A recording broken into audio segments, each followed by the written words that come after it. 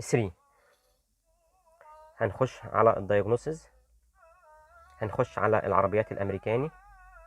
العربيات الامريكاني في الشيفورليه الامريكاني، طبعا العربيه الكروز شيفورليه كروز في العربيات الامريكاني، الشيفورليه الامريكاني. جي ام دايجنوسيس فيرجن، اوكي.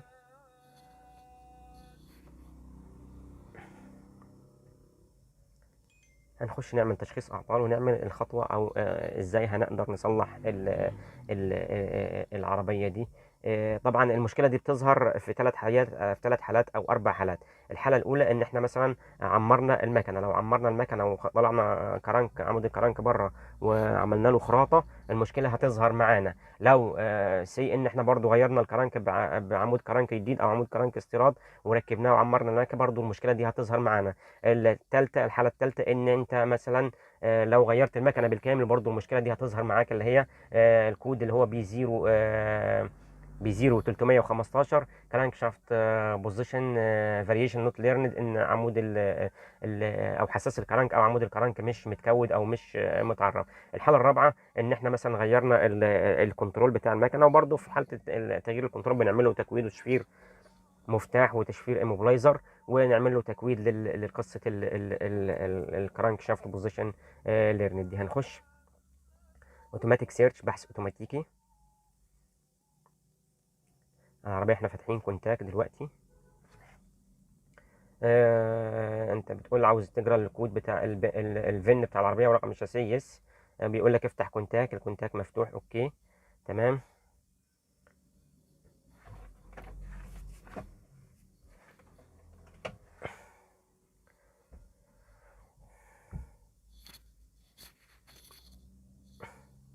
هو كده جرى الفين وكان موديل العربية، الفين نمبر، الموديل 2010، الصانع كوريا، الماركة شيفورليه، اسم العربية كروز، يس.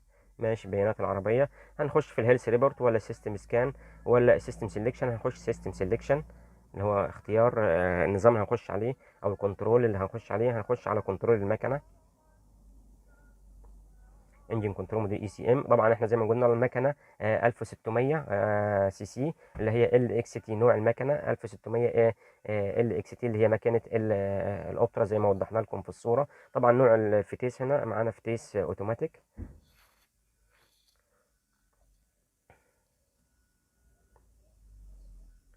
طبعا هنخش نجرى الاعطال، هو بتاعه اللي متسجله عربيه زي ما قلت لكم. احنا مش هنلاقيها مسجله اعطال، لا احنا عملنا الريست والقصه اللي احنا او التكويد عملناه قبل ما نخش، قبل ما نشتغل في الفيديو اللي احنا بنوضحه لكم دلوقتي. هو بيقول لي نو ترابل كود، مش مسجله اي اعطال للعربيه. احنا عاملين الفيديو ده توضيحي بعد ما صلحنا العربيه. طبعا ايه، هنرجع تاني هنخش ازاي نعمل قصه البرمجه او التكويد دي بتاعه الحساس الكرنك. هنخش في السبيشال فانكشن، الوظائف الخاصه، سبيشال فانكشن وظائف خاصه، تمام. في معانا الليرن فانكشن وفي ريسيت فانكشن. هنخش في الليرن فانكشن اللي هي التعريف او المعايره.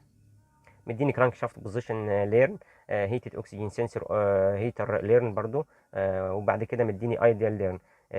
هنخش في الكرانك شافت بوزيشن فاريشن ليرن اللي هو المشكله اللي معانا. هو هنا بيديني يعني شروط لازم نستوفاها. هو بيقول لي شيفت ترانسميشن، هات عصايه الغيارات على البارك او النيوترال، وبعد كده شد فرامل اليد، شد فرامل اليد.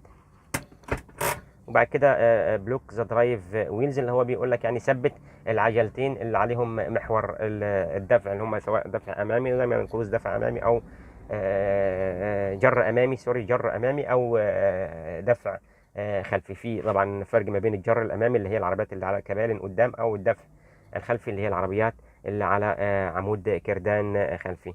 احنا طبعا عملنا الحاجات دي، الشروط ده اوكي.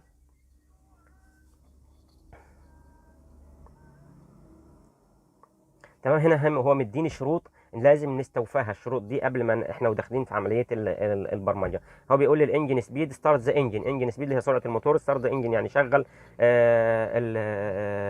الموتور. وبعد كده انجن كولن تمبريتشر اللي هو ده حساس درجه حراره الميه او درجه حراره الميه، لازم تبقى العربيه سخنت وفي درجه حراره التشغيل الطبيعيه اللي هي تقريبا 90 درجه او فرنج 90 درجه. بريك بيدال بوزيشن سيركوت سيجنال، ما تدوسش سيب فرامل او خليك دايس فرامل، دايس فرامل يعني. خليك مثبت رجلك على بدال الفرامل برجلك اليمين.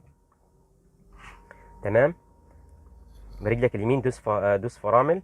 طبعا القصه دي بنعملها في العربيات المانيوال او العربيات الاوتوماتيك، يعني القصه دي او المشكله تحصل في العربيتين المانيوال او الاوتوماتيك.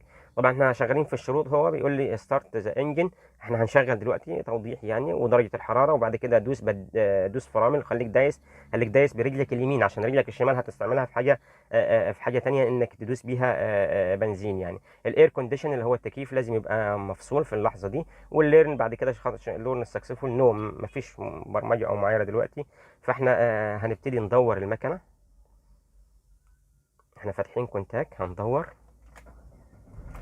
احنا كده دورنا، طبعا هو مفيش لمبه اعطال نايره ولا حاجه، لان زي ما قلت لكم اللي احنا صلحنا العربيه، وده فيديو توضيحي يعني. في حاله لما بتكون المشكله في العربيه اللي هي المصفره، هو ماشي لا العربيه اتخنقت ولمبه الاعطال ابتدت تنور وتطفي تعمل فلاشنج، والعربيه اتخنقت، وترجع العربيه نلاقيها متلته ومسجله مس فاير في 2 و3 او 1 و4. طبعا احنا هنرجع تاني للجهاز الاكس دياج برو 3 او لانش اكس دياج برو 3 عشان نكمل الخطوات. هنا كده بعد ما استوفى الشروط اللي هو الموتور يبقى داير على السلنسيه، ودايس فرامل برجلك اليمين، ودرجه الحراره في المعدل الطبيعي اللي هو تقريبا 90 درجه، وبعد كده التكييف مفصول. وبعد كده انتقل، اول ما استوفى الشروط الجهاز انتقل للخطوه اللي بعديها، ليرن ان بروجريس. يعني احنا كده ماشيين، بيقول لك احنا ماشيين في خطوه البرمجه بتاعه التعريف او التكويد. ليرن ان بروجريس، هو ليرن هنا سكسسفول، هو بيقول لي نو، مش ما اتعملتش يعني. فاحنا هو بيقول لك في حاجه قدامها لازم تستوفاها. accelerate the engine wide with wide open throttle and release the pedal when the full cutoff occurs. ايه يعني؟